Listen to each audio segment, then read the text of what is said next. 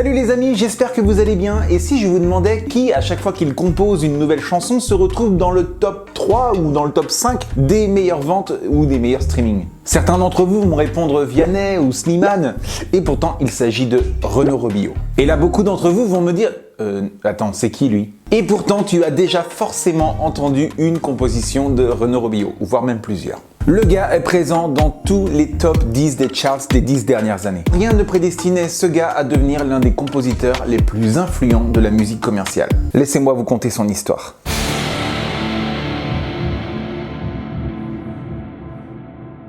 Renaud Robillot est né à Paris en 1984. Il commencera la musique vers l'âge de 5-6 ans lorsque ses parents l'inscriront au piano dans une école de quartier. Mais il arrêtera vers 10-12 ans car il y apprend la musique classique et ça ne l'intéresse pas trop. Au tout début de son adolescence, il se met donc à la guitare. Et même s'il a quelques notions de solfège grâce à ses cours de piano, il préfère déchiffrer à l'oreille ses groupes de rock préférés tels que Nirvana ou Offspring. Il apprend donc à utiliser le manche de sa guitare de façon autodidacte. Et c'est durant ses années lycée qu'il créera son groupe de punk rock, M16, avec lequel il composera ses premiers morceaux et il fera quelques concerts.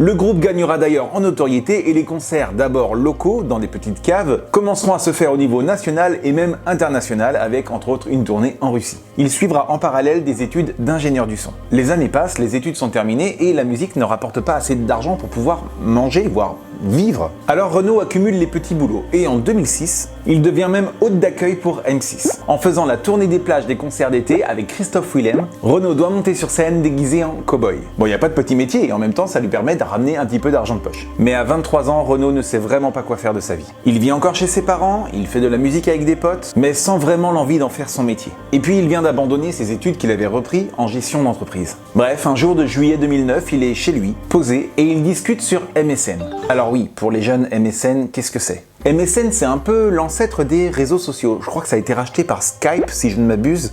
Mais en tout cas, c'est là que se retrouvaient les jeunes pour discuter entre eux. Et sur ce Messenger, il discute avec Wisla, un pote de collège qui est musicien comme lui et qui est en train de travailler sur l'album d'un groupe de rap urbain, les Section d'Assaut. Un groupe qui à l'époque est déjà connu nationalement, certes, mais qui n'est pas encore à l'apogée de leur succès qu'on connaît par la suite. Wisla donc propose à Renaud de venir faire des arrangements à la guitare pour ce groupe de rap qui cherche des nouvelles influences pour leur prochain album. Mais Renaud, qui est issu du rock, ne connaît rien au milieu du rap et hésite à y aller. Mais bon, comme il a rien d'autre à faire de sa journée, il décide de s'y rendre sans grande conviction. Et quand il arrive au studio, il doit se taire. Car en même temps, il y a Gims qui est en train de poser sa voix sur un son. Et vous le savez tous, je ne vous apprends rien, qu'on aime ou qu'on n'aime pas, la voix de Gims reste très impressionnante. Surtout quand on l'entend chanter a cappella, puisque quand on arrive dans un studio, Gims a un casque sur les oreilles. Il a la musique uniquement dans les oreilles pour que la prise de son dans le micro soit uniquement la voix de Gims. Renaud est impressionné par ce rappeur qui s'avoue être aussi chanteur, et il avoue, il kiffe le moment. Le feeling passe si bien avec le groupe qu'il décide de revenir tous les jours au studio pour apporter ses arrangements guitare au morceau.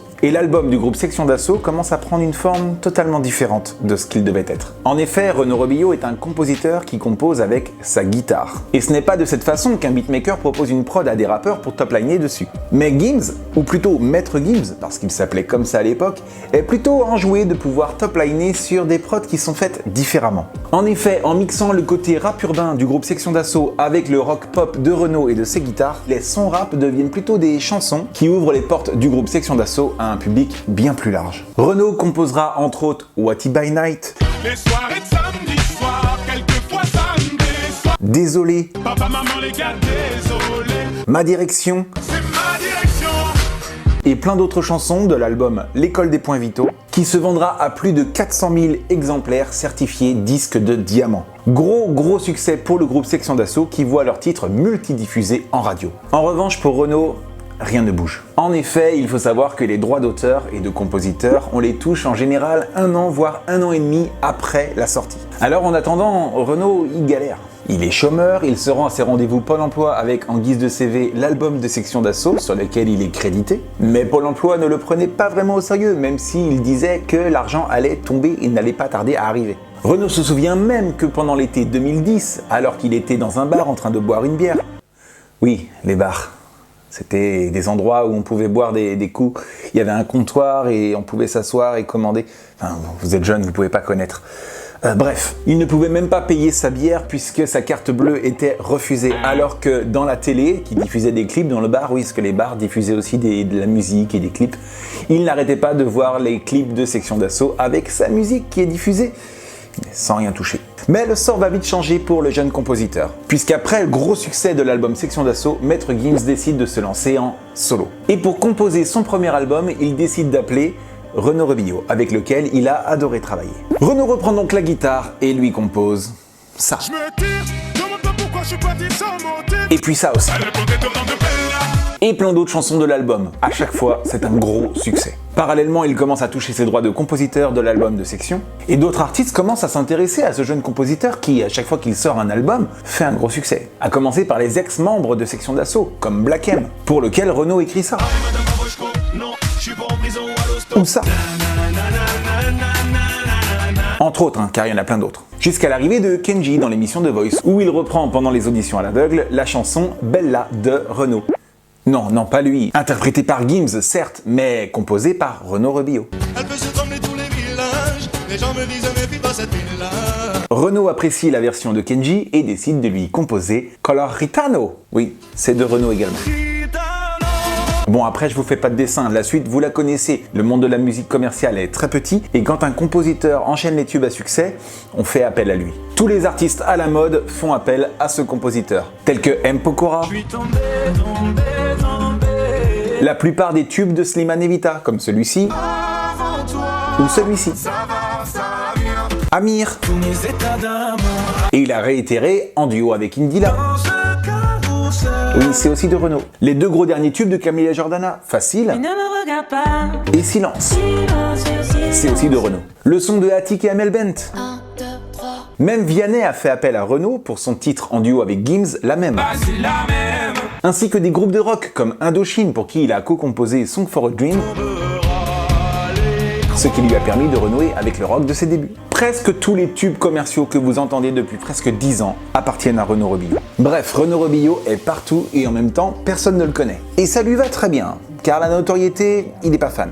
Aujourd'hui, tout va mieux pour lui, il a pu s'acheter une belle maison, il y a fait construire son studio d'où il compose actuellement les prochains tubes dont tu entendras parler inévitablement à la radio. Et puisqu'il aime se faire plaisir, il y a installé plein de guitares de collection et une bonne cave à vin où il invite régulièrement ses potes. Et il admet aussi avoir installé des enceintes dans toutes les pièces de sa maison pour pouvoir écouter en permanence de la musique. Mais comme je vous le disais juste avant, Renaud Rebillo veut rester dans l'ombre et ne cherche pas la célébrité que tant convoite. Il aime son anonymat, aller faire ses courses dans un magasin dans lequel passe ses chansons sans que personne sache que c'est lui. Et il aime qu'on ne le reconnaisse pas dans la rue alors qu'il croise des gens qui chantonnent ses propres chansons alors qu'en fait, les gens ne savent même pas que c'est lui qui les a composées quand il les croise. Et en même temps, même s'il leur disait « Hey, c'est moi qui ai composé ça », je pense pas qu'on le croirait. Peut-être que vous l'avez déjà croisé sans même savoir que c'était lui qui composait tous vos tubes préférés. Mais en tout cas, à défaut de le reconnaître si vous le croisez dans la rue, vous connaissez au moins son nom et vous savez que c'est lui que vous entendez quand vous écoutez le top 10 français des streams.